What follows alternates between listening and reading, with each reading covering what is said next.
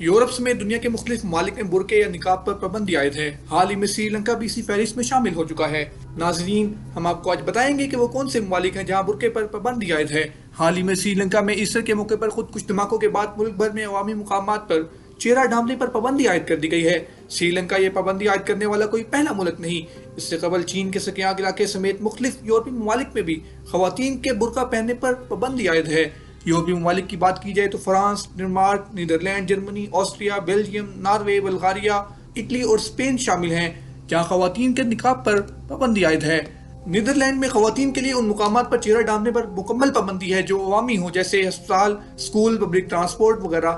تاہم سڑک چلتی خواتین پر اس پابندی کا اطلاق نہیں ہوتا۔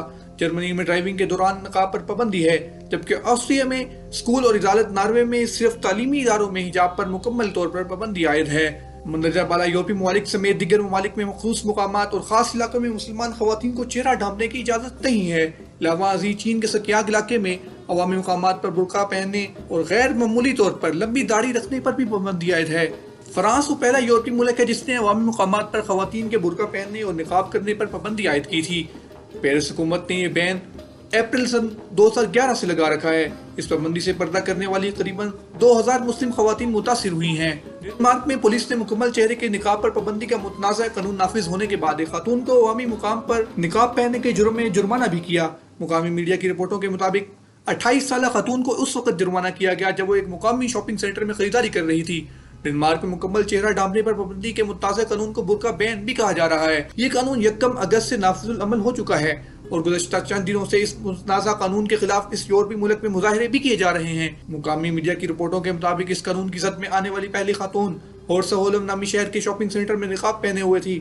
پولیس اس نئے قانون کے مطابق اس 28 سالہ خاتون کے پاس گئی اور اسے کہا کہ وہ یا تو نقاب اتار دے یا پھر جرمانہ بھرے۔ خاتون نے جرمانہ ادا کرنے کا فیصلہ کیا۔ پولیس نے خاتون کو بتایا کہ اسے 1000 کروڑ جرمانہ ادا کرنا ہوگا، جس کا نوٹس اسے خط کے ذریعے گھر میں موصول ہو جائے گا۔ پولیس کی جانب سے جاری کردہ بیان میں کہا گیا ہے کہ کوپن ہیگن کے شمال میں واقع اس شہر کے شاپنگ سینٹر میں نقاب پوش خاتون کا ایک اور خاتون سے جھگڑا ہوا، جس کے بعد وہاں موجود ایک شخص نے پولیس کو فون کر کے اطلاع دی۔ مقامی پولیس کے اہلکار ڈیوڈ بورشیسن نے مقامی میڈیا کو بتایا کہ لڑائی کے دوران اس خاتون کا نقاب اتر گیا تھا، تاہم جب پولیس شاپنگ سینٹر میں پہنچی تو اس خاتون نے دوبارہ نقاب کر لیا۔ پولیس کا کہنا ہے کہ اس بات کی تفتیش ابھی کی جا رہی ہے کہ کیا جھگڑے میں ملوث دوسری خاتون نے زبردستی نقاب پوش خاتون کے چہرے سے نقاب ہٹایا تھا۔ دریں اثنا دونوں خواتین پر نقص امن کے جرم میں پرچہ بھی کاٹا گیا ہے۔ تو جی ہاں، انصاف کی یورپی عدالت نے کمپنیوں کو اس بات کی اجازت دے دی ہے کہ وہ کسی بھی قسم کی ظاہری مذہبی علامت پہننے سے اپنے ملازمین کو منع کر سکتی ہیں۔ تاہم یورپ کی اعلیٰ ترین عدالت کا کہنا ہے کہ اس طرح کی کوئی بھی پابندی تمام ملازمین کے مکمل طور پر غیر جانبدارانہ لباس پہننے کی پالیسی پر مبنی ہونی چاہیے۔ عدالت کا کہنا ہے کہ ایسی پابندی گاہکوں کی درخواست پر لاگو نہیں کی جا سکتی۔